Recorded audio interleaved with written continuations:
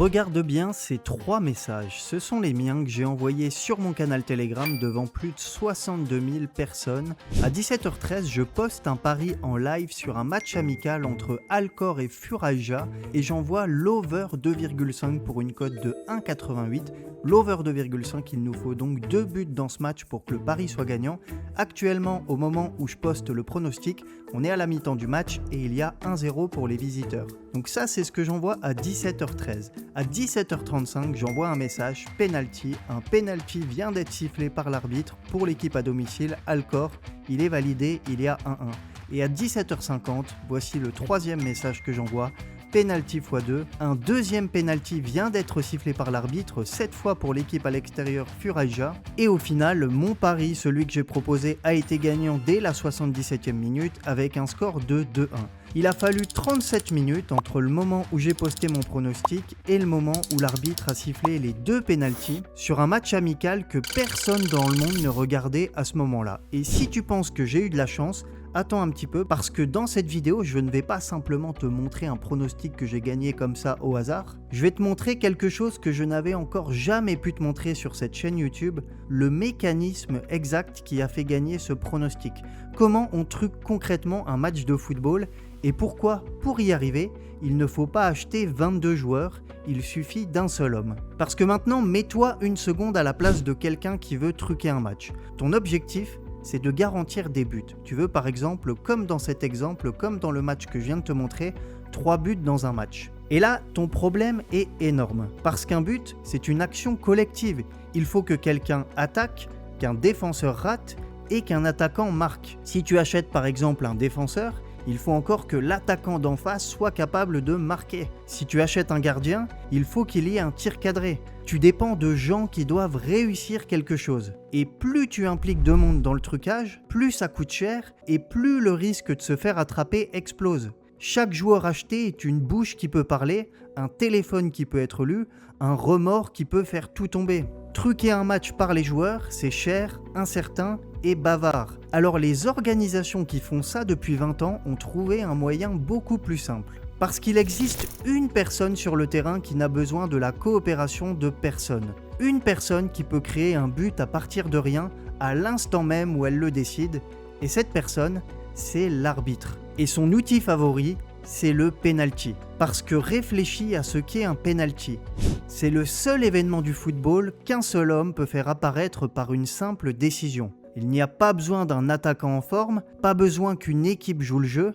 Il suffit juste d'un coup de sifflet, d'un doigt pointé vers le point de penalty et un but peut arriver dans les 30 secondes. Parce qu'un penalty est converti environ 3 fois sur 4. Autrement dit, l'arbitre est le seul acteur du football capable de commander un but presque à la demande. Et il y a mieux pour lui, il ne figure jamais sur la feuille de match. Aucune statistique ne retient son nom sur ce genre de match amical que personne ne regarde. Et surtout, il dispose de l'alibi le plus parfait qui existe dans ce sport, l'erreur d'arbitrage.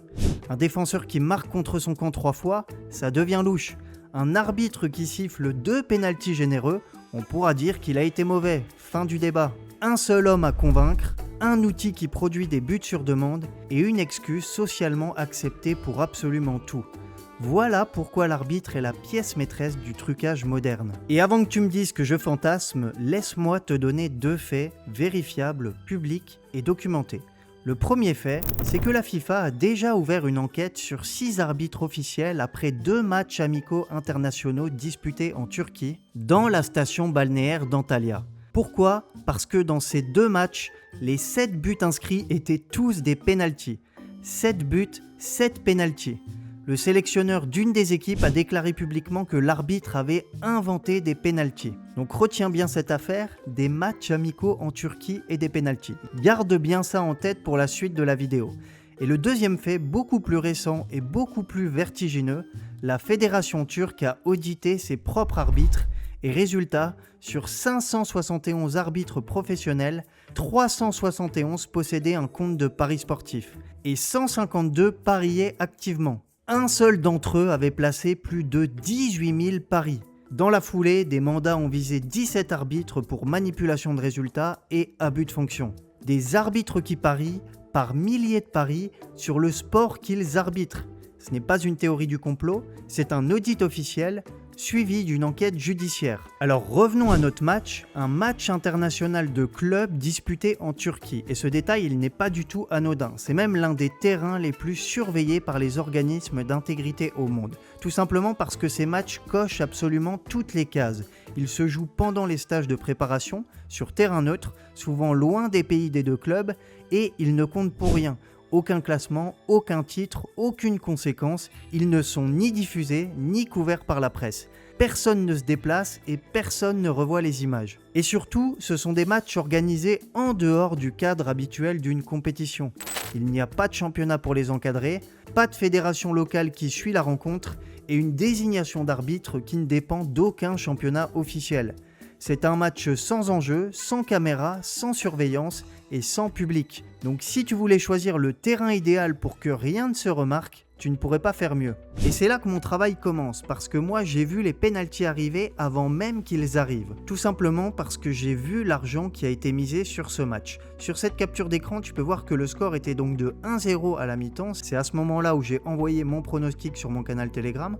Donc on avait un seul but en première mi-temps. Et tu peux voir que sur l'over 2,5, sur le fait qu'il y aura au moins 3 buts dans la rencontre, plus de 21 000 € sont misés à ce moment-là, contre 3 000 € à peine sur le moins de 2,5 buts. Et tu vois que la cote a totalement dégringolé, elle était à 2,50 et elle a chuté à 2,25, à 2, à 1,75 et elle a chuté ici jusqu'à 1,50.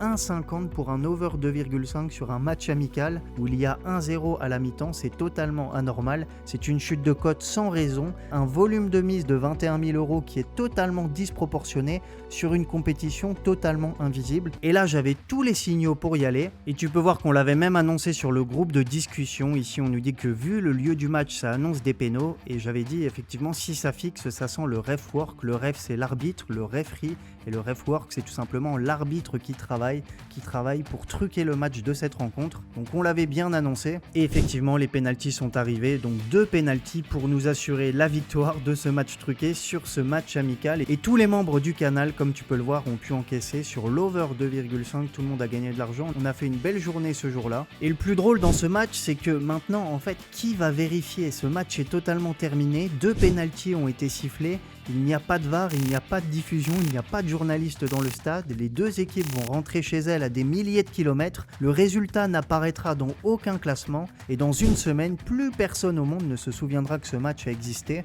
Et même si quelqu'un s'y intéressait, il tomberait sur l'alibi parfait. 2 décisions arbitrables discutables. Ça arrive absolument tous les week-ends, de partout, dans tous les championnats du monde. C'est vraiment le crime parfait. Donc voilà pourquoi je répète dans chacune de mes vidéos que la seule chose qui peut trahir un match truqué, c'est la trace qu'elle laisse. Et ici, la trace qu'elle a laissée, c'est l'argent. Ce sont ces 21 000 € et c'est cette chute de cote. Et c'est la seule raison pour laquelle j'arrive à détecter les matchs truqués. C'est parce que pour gagner de l'argent, il faut miser. Et quand on mise de l'argent, ça se voit. Et moi, mon travail, c'est de repérer cet argent qui a été misé pour pouvoir miser moi-même et donner l'information à tous mes abonnés, à tous ceux qui me suivent sur mon canal Telegram. Donc si toi aussi tu souhaites bénéficier de tous mes pronostics, tu as juste à rejoindre mon canal Telegram, il est totalement gratuit. Tu as le lien directement dans la description de la vidéo ainsi qu'en commentaire épinglé. Donc moi je t'attends directement sur mon canal Telegram pour les prochains pronostics. Merci d'avoir suivi cette vidéo, n'hésite pas à laisser un gros pouce bleu et un commentaire et à t'abonner à la chaîne si ce n'est pas encore fait. Donc je te dis à tout de suite sur le canal Telegram et à très vite sur YouTube pour une prochaine vidéo.